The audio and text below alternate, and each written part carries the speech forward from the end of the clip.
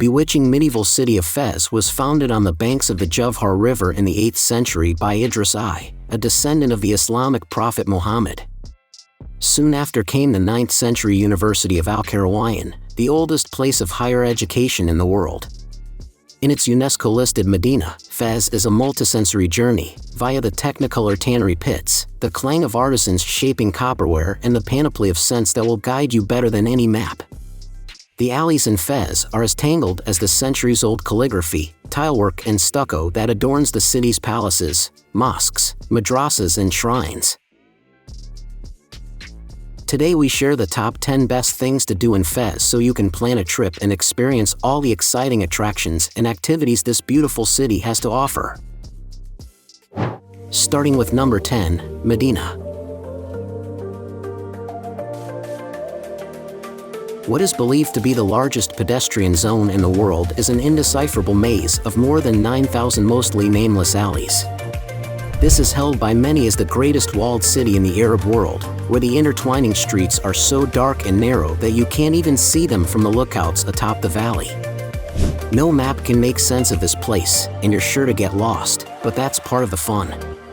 When people talk about the Medina, they normally mean both Old Fez, Fez el Bali, and the newer Fez el Jadid, founded in the 13th century during the Marinid dynasty.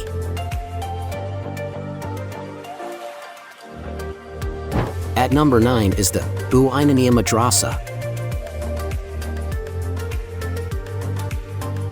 Founded in the middle of the 14th century by the Marinid ruler Bou Inania Madrasa, the Bou Inania Madrasa is a feast for the eyes, with every inch of the courtyard filled with exquisite craftsmanship. This is also the only religious school in Fez to have its own minaret, also a work of art and hailed as the finest in the city. The ablution fountain in the courtyard continues to flow after more than 750 years, and standing here it's hard not to be dumbfounded by the geometrical tilework topped with bands of Arabic calligraphy, the featherlight stucco work, and the carved cedar screens.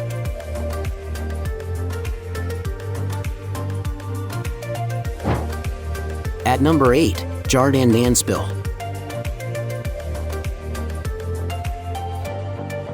Between Fez el Jadid and Fez el Bali is the oldest park in the city, landscaped in the 18th century on the orders of Sultan Moulay Abdullah.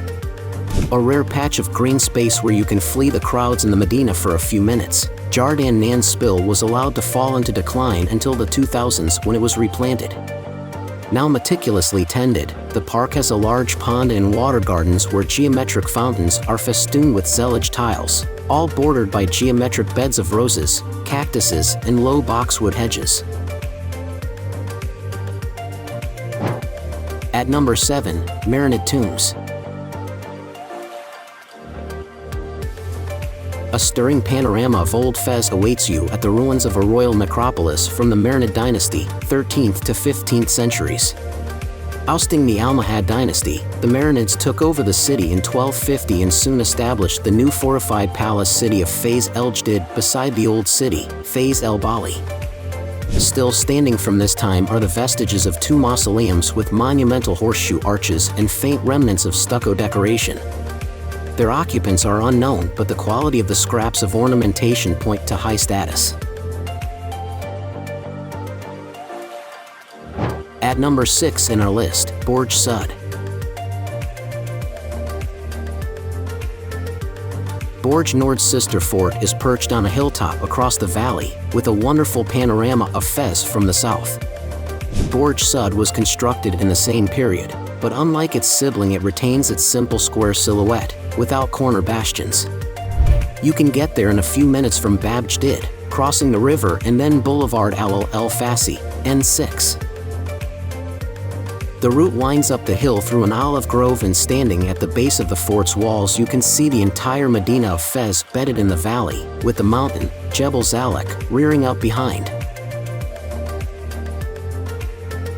At number 5, Volubilis. This excursion you west to the ruins of the ancient Berber city of Volubilis, once of the capital of the Kingdom of Mauritania. Now a UNESCO World Heritage Site, Volubilis was inhabited from the 3rd century BCE to the 11th century CE.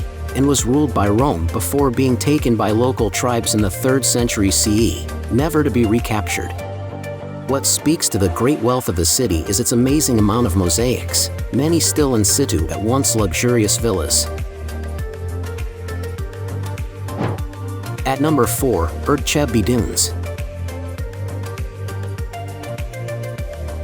At this historic trading post, the call of the Sahara may be impossible to ignore. You can sign up for a 2-day trip into the desert from Fez into the Sea of Dunes at Erg Chebbi.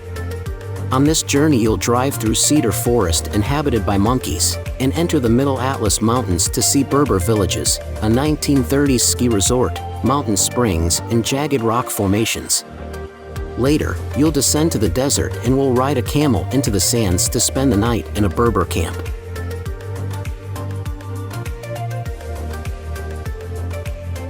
At number 3 in our list, Bab Bou Jeloud.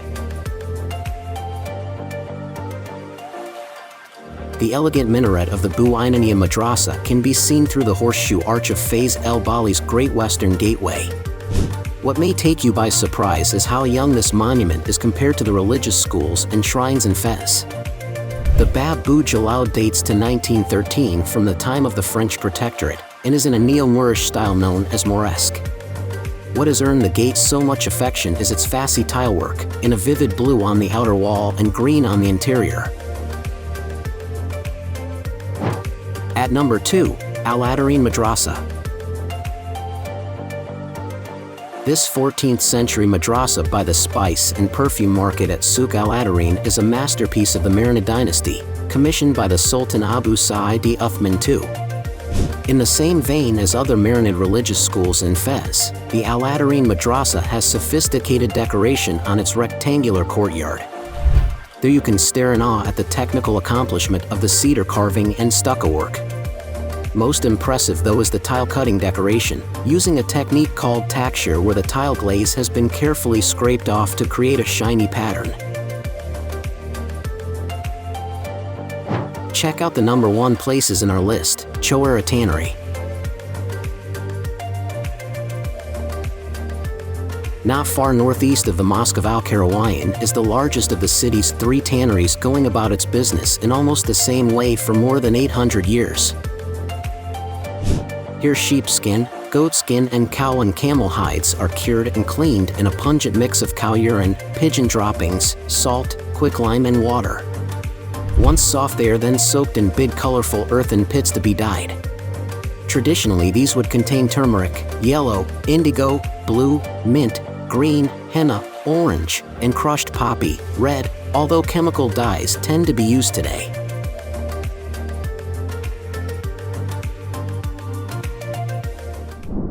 Now it's time to hear from you. What's your favorite things to do in Fez? Is there something we missed? Let us know in the comments section below, and don't forget to give this video a like and subscribe to Greenable if you haven't already. Click the bell icon to stay updated on all our latest content.